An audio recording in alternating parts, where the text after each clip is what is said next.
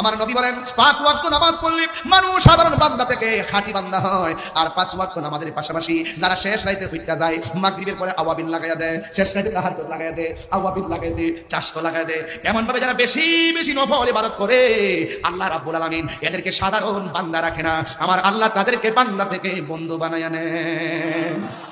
আমরা সবাই বন্ধু হতে চাই কি চাই না? কার বন্ধু হব? ওই বন্ধু হতে গেলে ইবাদতের দরকার আছে না নাই? নাকি মোবাইল নিয়ে সারা রাত পড়ে থাকলে চলবো? খবরদার যুবক পোলাপান, আমার মনে হয় এই সপ্তাহের মধ্যে আজকে তোমরা এখন মোবাইল কম চালাইছো, বাড়িতে থাকতে সারা রাত মোবাইল টিপো। ফজরের যখন আজান দেয় তখন ইমাম সাহেব মুয়াজ্জিন কয় মসজিদে আসসালাতু খায়রুম মিনান নাওম, ওই আজান দিছে এখন মোবাইলে চার্জ লাগাই একটু ঘুমাই। শতকরা 70% ছেলেদের রোগ চার্জ শেষ না হওয়ার আগ পর্যন্ত মোবাইল টিপতেই থাকে, টিপতেই থাকে। টিকটকে ঢুকতেছে, হোয়াটসঅ্যাপে চ্যাট করতেছে।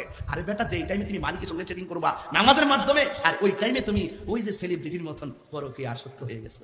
এই ছায়া পাইতে গেলে নামাজের দরকার আছে না নাই? আরো বড় করে আছে না নাই? এই জন্য নামাজ কি শুধুমাত্র সপ্তাহে সপ্তাহে না মাসে মাসে? কয় ওয়াক্ত? আরো জোরে। মাঝে মাঝে ওভার টাইম চলবো নি? ওভার টাইম কাকে বলে? নফল নফল নফল ইবাদত। রাসূল বলছেন নিয়মিত 5 ওয়াক্ত নামাজ পড়লে বান্দা হয়। আর যার ইবাদত 5 ওয়াক্তের পাশাপাশি বেশি নফল থাকবে, নফল ইবাদতের দ্বারা বান্দা আল্লাহর বন্ধু হয়ে যায়। সুবহানাল্লাহ বলবেন না? বাটকারা বুঝেননি? কেজির মধ্যে যখন বাটকারা দিবেন দেখবেন ওজন আরো কি হবে? বাড়ি হবে। আমল ফরজের পাশাপাশি কিছু রাখবেন, নফল রাখবেন। ফরজ যদি কোনো কারণে কবুল না হয়, এই নফলগুলো আবার টান দেওয়া হবে। টান দিয়ে দিয়ে আপনাকে মিজানের পাল্লা ওজন করে জান্নাতে যাওয়ার ব্যবস্থা হয়ে যাবে। ঠিক কিনা বলেন? তাহলে আজকের এই মাহফিল থেকে আপনাদের খেদমতে আমার আওয়াজ থাকবে, উঁচু কণ্ঠে উঁচু আওয়াজে বলবেন সেজদা পাওয়ার মালিককে। এতে কোনো সন্দেহ?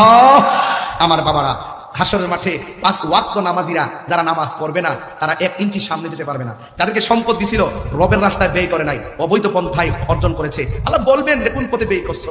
1 ইঞ্চি সামনে যেতে পারবে না। মাঠটা বড় কঠিন হবে। ওই মাঠের মধ্যে যে মানুষ উঠবে, হুফাতান উরাতান, তারা উলঙ্গ অবস্থায় উঠবে, জুতা পরিধান ছাড়া উঠবে। আয়েশা বলবে, ইয়া রাসূলুল্লাহ, একজন আরেকজনকে দেখবে, এটা কেমন মাঠ? রাসূল বলেন, আয়েশা রে, একজন আরেকজনের দিকে তাকাবে, চুল পরিমাণ সুযোগ পাবে না। ওই মাঠটা বড় কঠিন হবে। সেই দিন আল্লাহ 2টা অবস্থান প্রদর্শন করবেন, একটা হলো কাহ্হার আর একটা হলো রহমান। এই যে রহমান আমি বললাম, এই রহমান নামটা বড় মধুর। যখন ঠিক কিনা? তুমি রহমান, তুমি মেহেরবান, সবাই বলতে হবে, তুমি রহমান, তুমি মেহেরবান। আল্লাহু আকবার।